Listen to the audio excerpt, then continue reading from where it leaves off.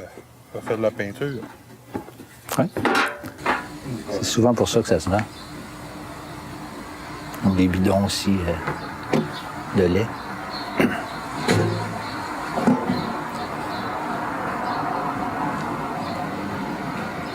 J'ai rencontré quelqu'un récemment qui est un dépanneur. Puis j'ai posé la question, qu'est-ce que tu vends le plus? Avec quoi tu vis? C'est quoi l'essentiel de ton chiffre d'affaires? Puis il m'a répondu, la bière, les cigarettes, puis la loterie. Je me suis dit à moi-même, on n'est pas dans l'essentiel. On est pas mal dans le superflu. Et puis moi, la loterie, je me dis, c'est un peu vendre du rêve. On achète plein de choses sans avoir nécessairement besoin de ces choses-là. Puis on arrive un jour aussi, comme aujourd'hui, on les vend, puis on vend ces choses-là que souvent on pensait qu'ils étaient essentielles à notre bonheur, puis là on les vend pour une bouchée de pain, on les débarrasse, parce que finalement, ça valait pas grand-chose. Dans la Bible, il y a un gars qui a décidé d'essayer tout pour voir si les choses de la vie, de ce monde, pouvaient le rendre vraiment et parfaitement satisfait. Cet homme-là, c'est Salomon. C'est un homme qui a vécu à peu près un peu moins que 1000 ans avant Jésus. Il était le 3e roi en Israël et Dieu l'avait doté d'une grande sagesse. Une sagesse qui faisait en sorte que les gens venaient de partout pour entendre la sagesse de Salomon. Et Salomon est certainement le mieux placé pour faire cette expérience-là.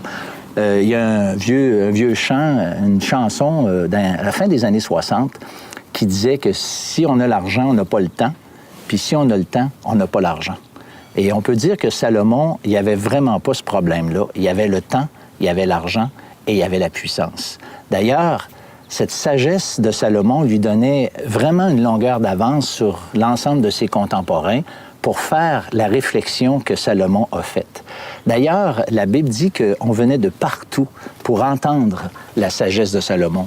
Il y a même une reine qui était venue et qui a été littéralement estomaquée d'entendre la sagesse de Salomon parce qu'il n'y a pas de question qu'elle lui a posée que Salomon n'a pas pu lui répondre.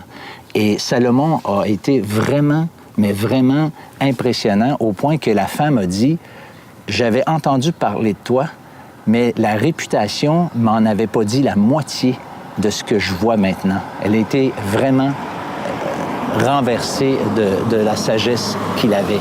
Salomon aussi était riche, mais pas à peu près, vous ne croirez pas à ça.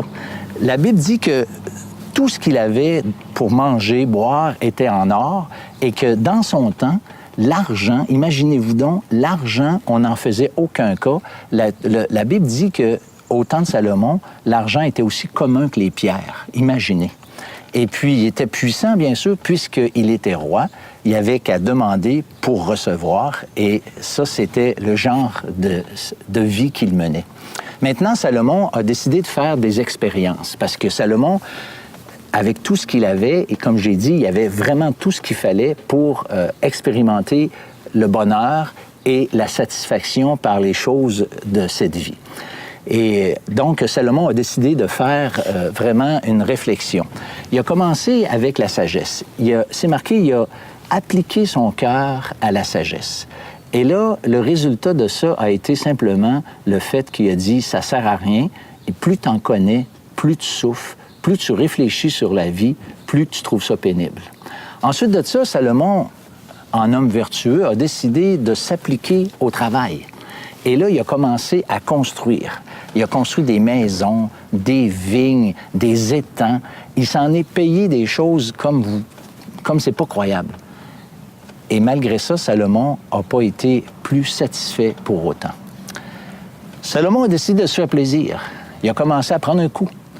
Et cette expérience-là l'a conduit au néant. Cette expérience-là, il n'a pas donné non plus de satisfaction. Il s'est dit, les femmes, moi j'aime les femmes. Il y avait 700 princesses, 300 concubines. Croirez-vous à ça? Eh bien, si vous comptez vite, là, vous allez vous apercevoir que ça prend presque 3 ans, s'il en rencontre une par jour, à revoir la première. Et ça, c'était l'expérience de Salomon. C'est vraiment impressionnant. Maintenant, l'argent. Salomon, je vous l'ai dit tantôt, il était riche à craquer.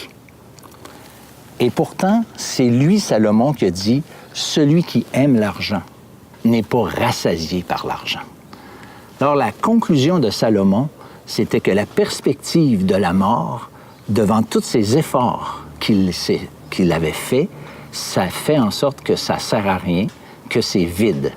Et puis, tout objectif, toute ambition qu'on veut accomplir, qui est une fin en soi, ne peut aussi donner satisfaction et même, en quelque part, ça souligne le vide intérieur qui est le lot de tous les êtres humains. Et c'est pour ça que la conclusion que nous, on devrait tirer de la conclusion de Salomon est la suivante. C'est que si Salomon a essayé tant de choses sans être satisfait, lorsque nous, on constate que ce qu'on essaie aussi est à peu près l'équivalent de ce que Salomon a essayé, bien, on devrait prendre sa conclusion comme du cash pour réaliser qu'au fond, si on essayait tout ce que Salomon a essayé, on ne serait pas plus satisfait. Ce que je vais vous dire là maintenant peut paraître un peu cliché, mais honnêtement, je le crois de tout mon cœur. Je crois sincèrement que Jésus-Christ, une relation étroite, intime et personnelle avec Jésus-Christ, est la seule façon d'avoir une vie satisfaite et épanouie. Je dis ça parce que on a été créé pour être en communion, pour être en relation avec le Créateur. Et que s'il n'y a pas cette relation-là, il manque quelque chose. Quelqu'un me donnait tantôt l'exemple d'un poisson à l'extérieur de l'aquarium. Il a soif, il a besoin d'eau, il en manque. Il ne sait peut-être pas ce qu'il faut, mais c'est clair qu'il lui manque quelque chose. Et de toute façon, quand on a un besoin, quand on ressent, par exemple, la faim, bien, c'est bel et bien parce qu'il existe de la nourriture. Et si on a un vide, s'il y a une soif à l'intérieur de nous, c'est bel et bien parce qu'il y a quelque chose, en quelque part, qui peut satisfaire, mais qui, malheureusement, on ne trouve pas dans les choses qui nous entourent. Donc, cette relation intime et personnelle avec le Christ est nécessaire et essentielle pour qu'on puisse avoir un sens à sa vie. Et j'aimerais vous citer quelques versets que Jésus a dit lorsqu'il a parlé à des gens. Entre autres, le premier que j'aimerais vous citer, il l'a dit à une femme qui, elle aussi, avait essayé pas mal toutes sortes de choses. D'abord, elle était rendue avec un 5e mariage qui était fichu et elle demeurait maintenant avec un autre homme. Bon, je ne veux pas porter un jugement, mais c'est clair qu'il y avait un certain problème dans sa vie. Elle cherchait et elle n'était pas satisfaite et elle changeait. Puis elle changeait de mari, mais nous, on change de toutes sortes de choses aussi pour arriver à la même conclusion. Et là, Jésus a dit à cette femme, « Quiconque boit de cette eau, puisque Jésus était là à côté d'un puits, quiconque boit de cette eau aura encore soif.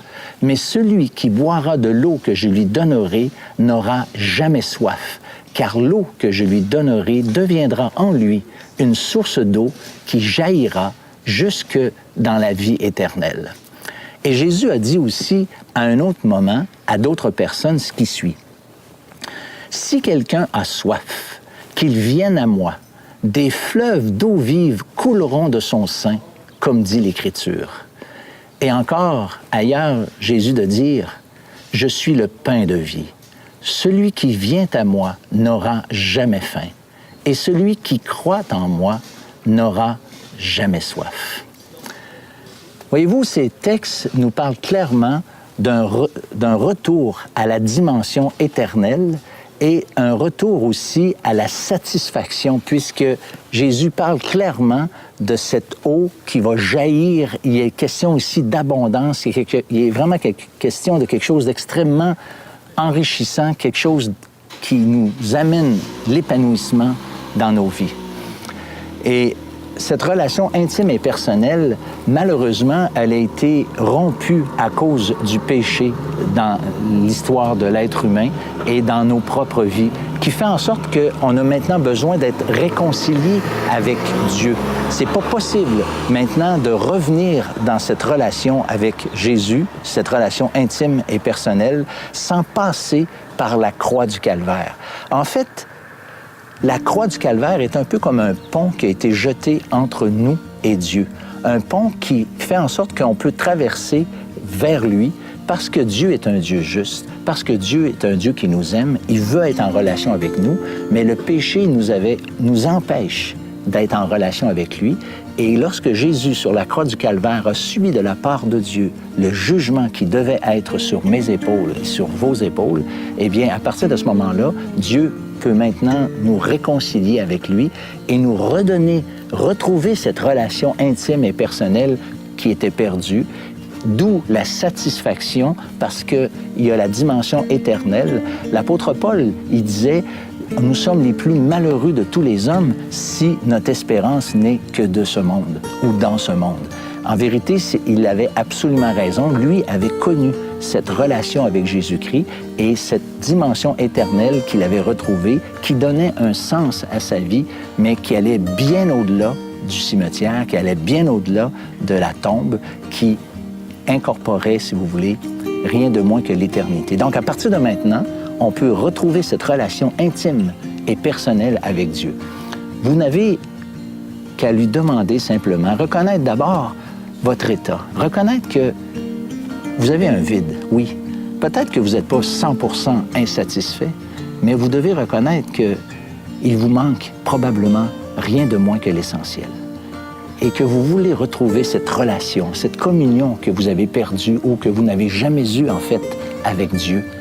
Et qu'en passant par la croix, reconnaissant et croyant dans vos cœurs que le Christ a payé pour vous afin qu'on puisse être réconcilié avec Dieu, eh bien, à partir de ce moment-là, Dieu va vous accorder cette grâce qu'il m'a fait, qu'il peut vous faire et qu'il veut vous faire. Je vous invite à le considérer vraiment sérieusement. C'est toute la différence pour la vie et pour l'éternité.